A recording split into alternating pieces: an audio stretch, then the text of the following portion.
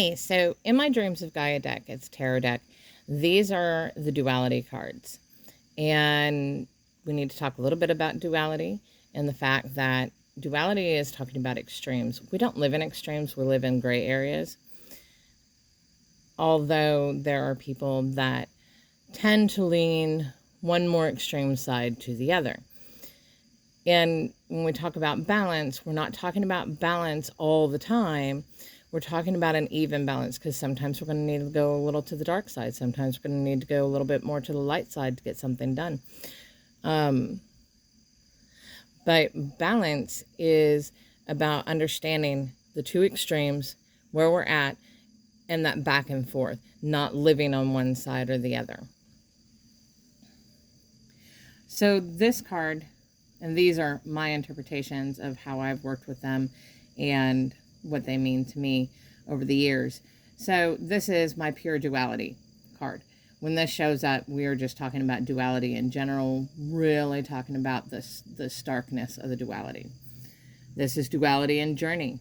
So a journey that has both light and dark parts, and how we walk those. So the four main duality cards that are each element.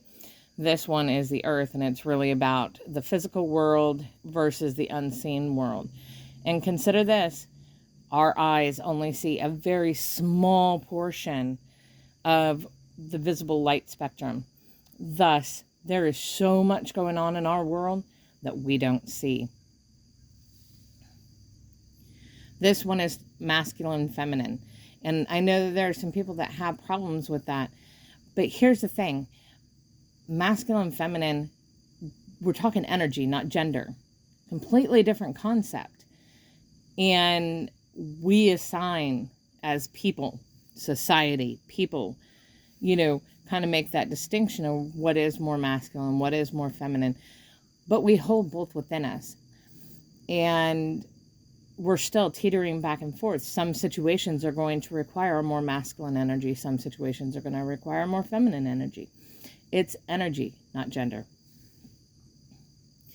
Body and mind.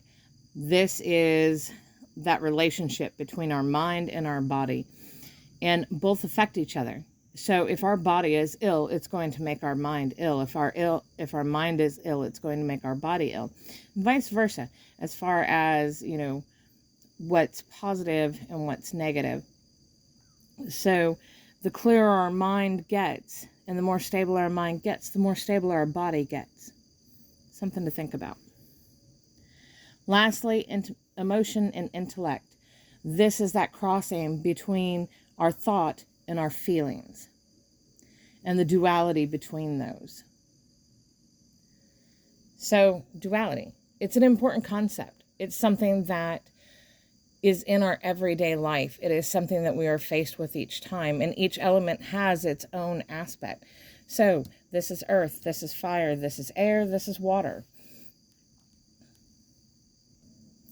What does duality mean to you? How do you use duality in your magic? How do you use duality in your divination? How do you use duality in your everyday life? And as you're going through, do you even think about it? Are you even considering which side you're playing on more? Have you considered the balance aspect? Because it's not every situation has to have a balance of both in equal measure. That doesn't work. So yeah, these are my questions for you this morning.